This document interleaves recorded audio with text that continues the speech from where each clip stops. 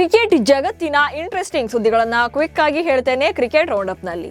ನಾನು ಶಾಂತ. ನ್ಯೂಸ್ ಉದ್ಯಾನದ ಸಬ್ಸ್ಕ್ರೈಬರ್ ಆಗೋದಕ್ಕೆ ಮರಿಬೇಡಿ.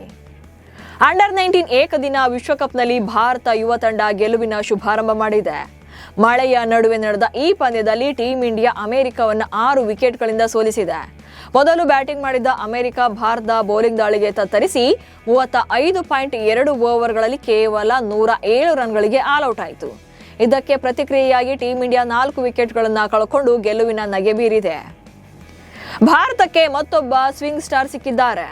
ಅಂಡರ್-19 ವಿಶ್ವಕಪ್ ಪಂದ್ಯದಲ್ಲಿ ಅಮೆರಿಕ ವಿರುದ್ಧ ಹೆನಿಲ್ ಪಟೇಲ್ ಅದ್ಭುತ ಬೌಲಿಂಗ್ ಪ್ರದರ್ಶನ ನೀಡಿದ್ರು.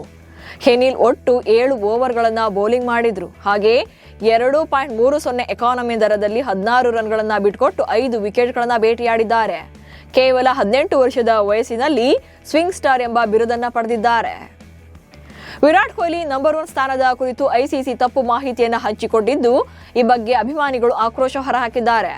ಐಸಿಸಿ ತನ್ನ ಹೆಚ್ಚು ದಿನಗಳ ಕಾಲ ನಂಬರ್ 1 ಆಗಿದ್ದ ಬ್ಯಾಟ್ಸ್ಮನ್ಗಳ ಹೆಸರನ್ನ ಪಟ್ಟಿ ಮಾಡಿ ತನ್ನ ವೆಬ್ಸೈಟ್ನಲ್ಲಿ ಅಪ್ಡೇಟ್ ಮಾಡಿತ್ತು. ಐಸಿಸಿ ಟ್ವೀಟ್ಗೆ ಭಾರತೀಯ ಅಭಿಮಾನಿಗಳು ಪ್ರತಿಕ್ರಿಯೆ ನೀಡಿ 825 ದಿನಗಳಲ್ಲ 1547 ದಿನಗಳು ಅಂತ ಐಸಿಸಿಗೆ ತಮ್ಮ ತಪ್ಪನ್ನ ಮನವರಿಕೆ ಮಾಡಿದ್ದಾರೆ. 3 ಸ್ವರೂಪದಲ್ಲಿ ಕುಲ್ದೀಪ್ ಯಾದವ್ ಪ್ರಸ್ತುತ ನಂಬರ್ 1 ಸ್ಪಿನ್ನರ್ ಅಂತ ಲೆಗ್ ಸ್ಪಿನ್ನರ್ ಚಹಲ್ ಅಭಿಪ್ರಾಯ ವ್ಯಕ್ತಪಡಿಸಿದ್ದಾರೆ. ಈ ಬಗ್ಗೆ ಎಕ್ಸ್ ಖಾತೆಯಲ್ಲಿ ಯುಜ್ವೇಂದ್ರ ಚಹಲ್ ಪೋಸ್ಟ್ ಅನ್ನು ಹಾಕಿದ್ರು. ಇಡೀ ವಿಶ್ವಕ್ಕೆ ಕುಲ್ದೀಪ್ ಯಾದವ್ ಅವರು ನಂಬರ್ 1 ಸ್ಪಿನ್ನರ್, ಯಾವುದೇ ಸ್ವರೂಪವಾದರೂ ಕೂಡ ಅವರು ಚಾಂಪಿಯನ್ ಅಂತ ಪೋಸ್ಟ್ ಹಾಕಿದ್ದಾರೆ. ವಿಜಯ್ ಹಜಾರೆ ಟ್ರೋಫಿ ಸೆಮಿಫೈನಲ್ನಲ್ಲಿ ಹಾಲಿ ಚಾಂಪಿಯನ್ ಕರ್ನಾಟಕ ತಂಡ ವಿದರ್ಭ ವಿರುದ್ಧ ಸೋಲನ್ನ ಕಂಡಿದೆ. ಕಳೆದ ಆವೃತ್ತಿಯಲ್ಲಿ ಫೈನಲ್ನಲ್ಲಿ ಸೋಲಿಸಿದ ತಂಡದ ವಿರುದ್ಧವೇ ಈ ಸಲ ಸೋತಿದ್ದಾರೆ.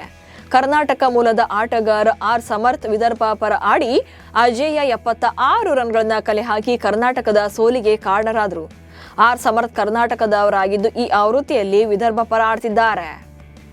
ಹರ್ಲಿನ್ ಡಿಯೋಲ್ ಅವರ ಅಜೇಯ ಅರ್ಧ ಶತಕದ ನೆರವಿನಿಂದ ಯುಪಿ ವಾರಿಯರ್ಸ್ ತಂಡ ಮುಂಬೈ ಇಂಡಿಯನ್ಸ್ ತಂಡವನ್ನು 7 ವಿಕೆಟ್ಗಳಿಂದ ಗೆದ್ದಿದೆ.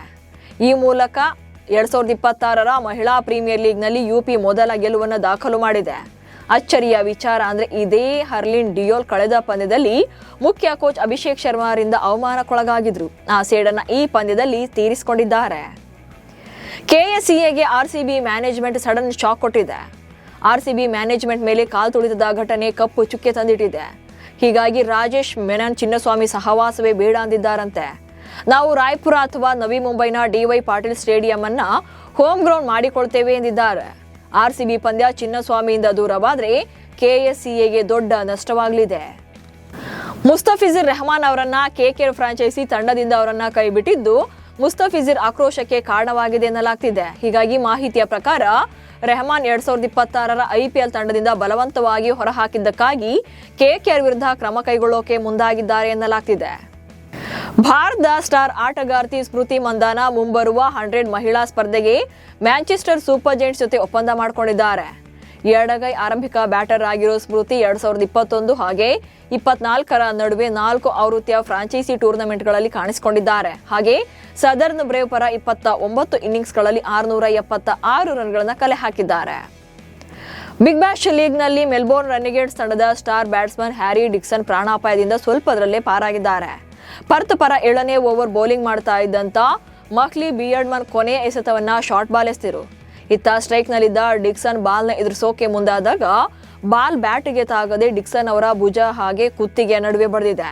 ಇದರಿಂದ ಡಿಕ್ಸನ್ ನರಳಾಡಿದ್ದಾರೆ, ಆದರೆ ಪ್ರಾಣಾಪಾಯದಿಂದ ಪಾರಾಗಿದ್ದಾರೆ. ಇವಿಷ್ಟು ಇವತ್ತಿನ ಕ್ರಿಕೆಟ್ ರೌಂಡ್ ಅಪ್ ಸುದ್ದಿಗಳು. ನಮಸ್ಕಾರ.